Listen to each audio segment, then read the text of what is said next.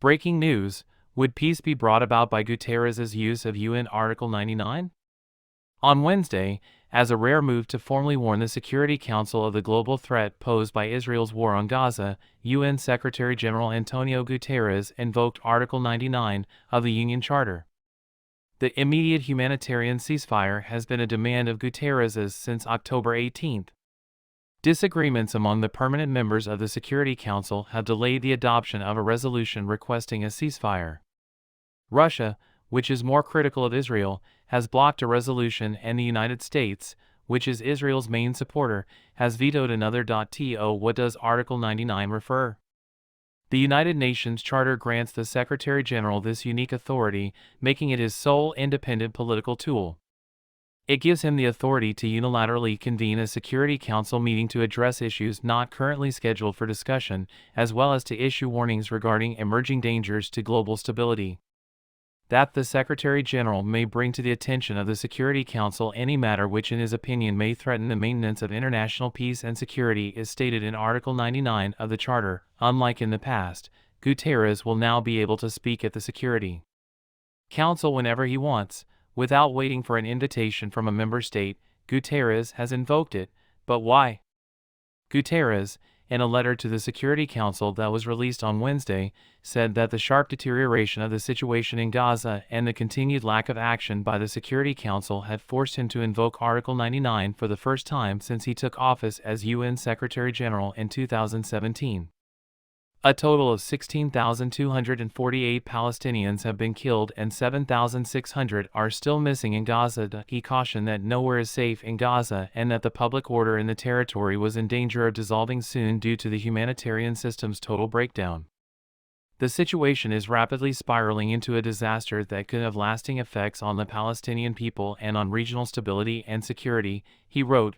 Will the dispute be resolved by Article 99? The 15-member Security Council, widely regarded as the most powerful arm of the United Nations, is responsible for ensuring the safety of all nations. The answer is yes, provided it follows Guterres' recommendation and settles for a ceasefire.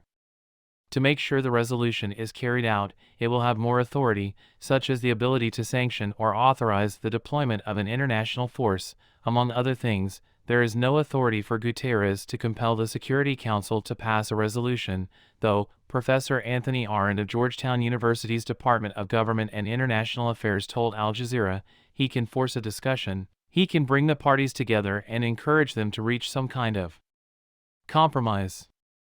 A substantive resolution on this issue can only be adopted by the Security Council if each of the 5 permanent members opts not to use their veto. It is held by France, the United Kingdom, China, Russia, and the United States. On October 18, the United States exercised its veto power to block a resolution that would have denounced the attack on Israel by Hamas and demanded a ceasefire so that humanitarian aid could reach Gaza. While the UK and Russia chose not to vote, 12 other council members did so in favor. When was the last time it was used? Only 4 times in history has it been used: in the Congo in 1960, East Pakistan in 1971, Iran in 1979, and Lebanon in 1989. In July 1960, in the Congo, the then Secretary-General Dag Hammarskjöld asked the UN Security Council to convene immediately to discuss a matter which, in my opinion, may threaten international peace and security in response to a request from the Congolese government for military aid from the UN to counter Belgian forces. The year 1971 in East Pakistan, Wednesday, Stefan Dujarric, the UN spokesperson, brought up the incident when U Thant, the then Secretary-General, sought the intervention of the Security Council in the war in what is now Bangladesh, formerly East Pakistan, citing Article 99. Tehran, Iran, December 1979, when 52 Americans were held captive by Iranian fighters at the U.S. Embassy in Tehran following the Islamic Revolution in 1979, Austrian diplomat Kurt Waldheim, who was Secretary-General in the late 1970s, invoked Article 99 on December 4, 1979. In August 1989, in Lebanon, Secretary-General Javier Perez de Cuellar utilized it to demand an end to the civil war that was raging in the country. At its inception, the article served more as a warning system than anything else. Originally intended to prevent conflicts from getting worse, the article has also been used after the fact to justify actions like the war on Gaza. The fact that this tool has not been used since 1989 does resonate diplomatically and symbolically here in New York, revealed Daniel Forty, a senior analyst on UN advocacy and research at the International Crisis Group, in an interview with Al Jazeera. In the past, has it brought about harmony? Although it has never truly brought peace, Article 99 has had mixed results in the past when it has been used.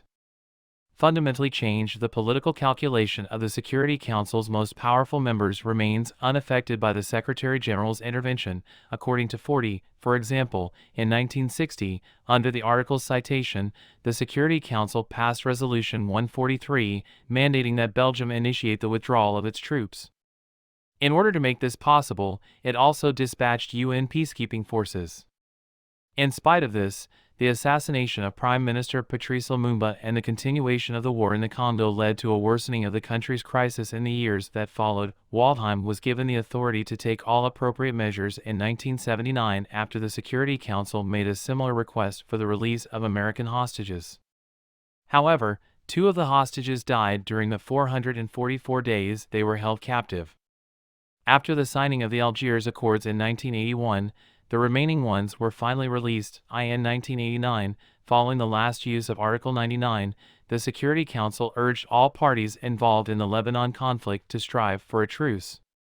The dispute, however, persisted. The United States has maintained its strong opposition to a resolution calling for a ceasefire in the ongoing conflict at the Security Council, and this opposition shows no signs of abating. In what ways has Israel reacted?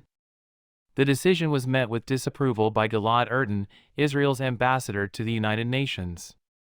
More proof of Guterres' moral distortion and his bias against Israel, Erdan wrote in an ex-post, referring to the letter. Erdan stated, "The Secretary General's call for a ceasefire is actually a call to keep Hamas's reign of terror in Gaza."